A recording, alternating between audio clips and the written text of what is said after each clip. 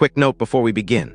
This lesson uses the Linux terminal. If you are already on Ubuntu or any Linux system, you can continue right now. If you are on Windows, please read this first. On Windows, the shell scripts that start Zookeeper and the broker simply do not work natively. The file paths use forward slashes, which Windows handles differently. Permissions and process management also behave differently, which causes errors that are hard to debug as a beginner. This is not a limitation of Kafka itself. It is just that Linux is the natural home for server software like Kafka. In fact, every production Kafka deployment in the world runs on Linux servers. So learning Kafka on Linux from the beginning means you are learning it the right way from day one. Go to YouTube and search for VirtualBox Ubuntu 22.04 install and follow any popular tutorial. Once you have Ubuntu running inside VirtualBox, come back here and follow along exactly like Linux users. Everything from this point is identical for everyone. Welcome back. You have completed all 6 theory lessons. You know what Kafka is: brokers, Zookeeper, topics, partitions, producers, and consumers. Now it is time to actually run Kafka on your own machine. Let's go. We are installing 2 things. First, we verify Java is version 17 or higher, because Kafka needs it to run. Second, we download Kafka 3.9.2, which includes both Zookeeper and the Kafka broker inside one single download. You already know from lesson 2 that Zookeeper must always start before the broker, and that exact same rule applies here. Before we start, make sure you have Ubuntu Linux. Any version from 20.04 onwards works fine. You need an internet connection of about 100 megabytes for the download. And basic terminal knowledge, just knowing how to open a terminal and type commands is enough. Do not install Java or Kafka yet. We will do every single step together. By the end of this lesson, you will have 2 terminals open. Zookeeper running in one on port 2181. Kafka broker running in the other on port 9092. Both connected and ready. This is exactly what your screen should look like when we are done. Kafka 3.9.2 requires Java 11 or higher. We recommend Java 17 or above. Let us check what version is installed. I have Java 22, which works perfectly. Any version 17 or higher is fine. If you see Java 17, 18, 19, 20, 21, 22 or higher, you are good. Continue to the next step. If you see Java 8 or 10, you need to upgrade. If you see command not found, Java is not installed. If you need to install Java, run these 3 commands one by one. Wait for each to finish before running the next. Once you see Java 17 or higher, continue. If your Java is already 17 or above like mine, skip this step and move on. Now let us download Kafka 3.9.2. Go to the Apache Kafka download page and you will see several options. There is a source download, ignore that one. Then there are 2 binary downloads, Scala 2.12 and Scala 2.13. We want the binary download because it is precompiled and ready to run. Between the 2 Scala versions, always pick Scala 2.13 because Apache recommends it. The Scala version only matters if you are a Scala developer. For this course, it makes no difference at all. We just follow the recommendation. Now you might be wondering, why version 3.9.2 and not the latest version 4? Great question. In lessons 1 through 6, you learned about Zookeeper in detail, what it does, how ensembles work, quorum, and why odd numbers matter. Kafka 4 removed Zookeeper completely and replaced it with a new internal system called Karaft. If we used Kafka 4 right now, you would see no Zookeeper at all, which would be very confusing after spending 2 lessons learning about it. So we are starting with Kafka 3.9.2, the latest version that still includes Zookeeper, so that what you see on screen matches exactly what you learned in theory. Later in this course, we will come back and explore Kafka 4 with Karaft mode, and by that point you will fully appreciate why the Zookeeper removal was such a big deal.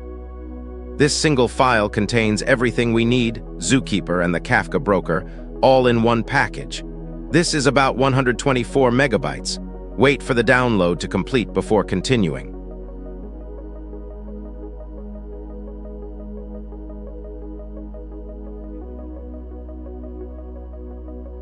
Here is Kafka 3.9.2 downloaded and ready. Now let us extract it. Let's use tar xzf command for extraction.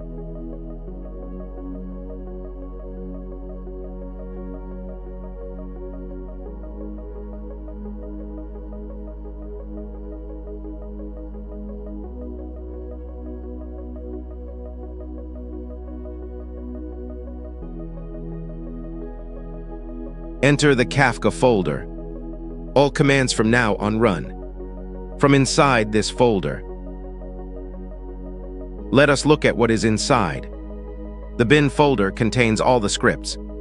We need to start Zookeeper and the broker. The config folder contains all configuration files. We will use both of these right now. First, let's go to the config folder. Let's open the Zookeeper properties file. This is the key setting in the Zookeeper config. Client port equals 2181. You already know from lesson 2. Zookeeper listens on port 2181. Brokers connect to Zookeeper on this port. Let me quickly explain the command we are going to use. It is called grep. Grep is a search tool that scans through a file and shows you only the lines that match a word or pattern you give it.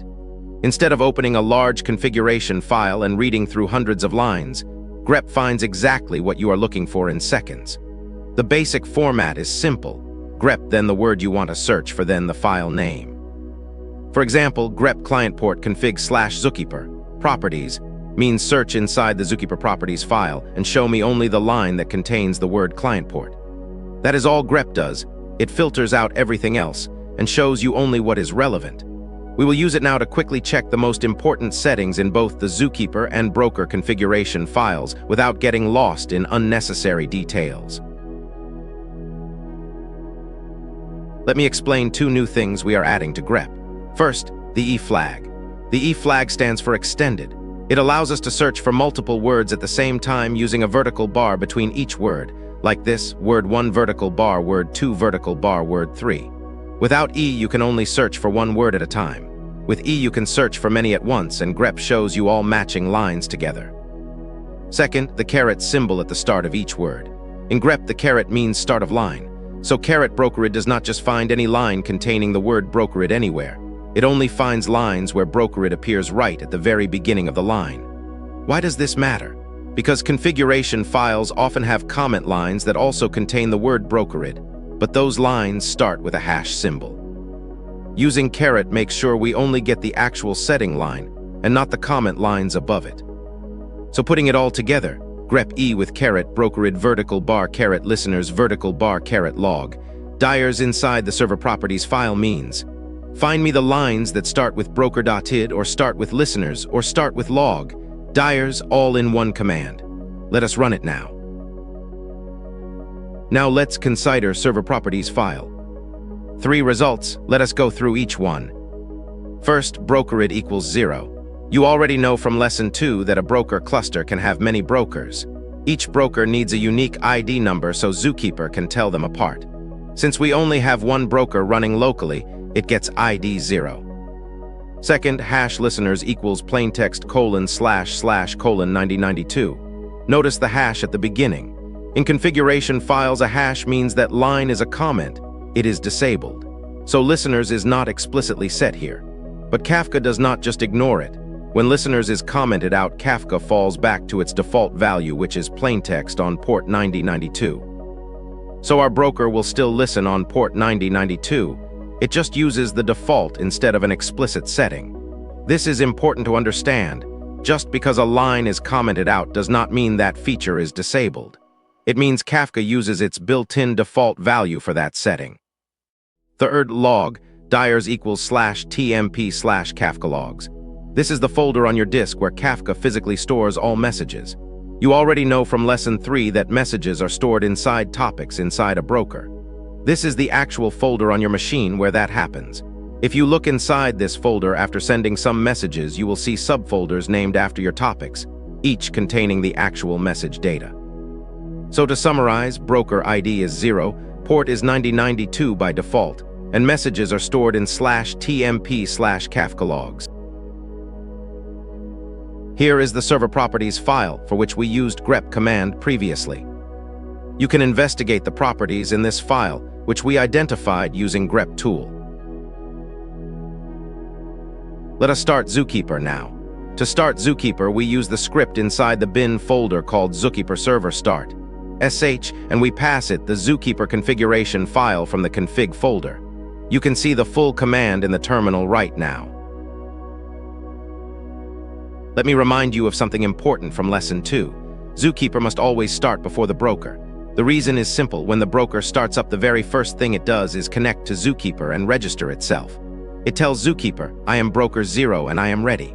If Zookeeper is not already running at that moment, the broker has nowhere to register and it simply fails to start. So the order is always Zookeeper first, broker second, never the other way around. Now open a second terminal tab. Press Ctrl-Shift-T. Very important. Do not close the first tab. Zookeeper must keep running in the background. If you close that tab, Zookeeper stops.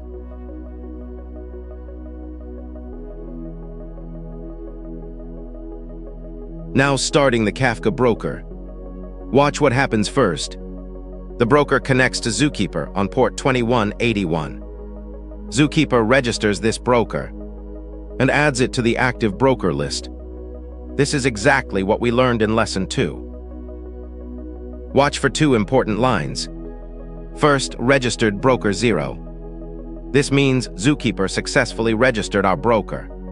Second, started Kafka server. This means the broker is fully up and listening on port 9092. Your Kafka setup is complete. This is your complete local Kafka setup. Terminal 1, Zookeeper running on port 2181. Terminal 2, Kafka broker running on port 9092. Both connected, both must stay open.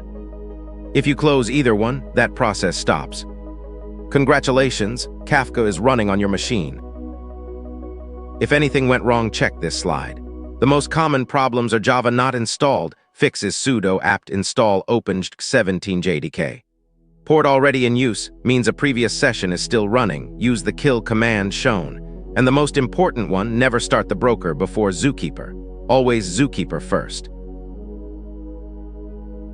That is a wrap on Lesson 7. Kafka 392 requires Java 17 or higher. One download contains both Zookeeper and the broker. Always start Zookeeper first on port 2181. Wait for binding to port 2181 before starting the broker. The broker runs on port 9092. Keep both terminals open the whole time. In the next lesson, we create our first topic and send our first message. See you at the next lesson.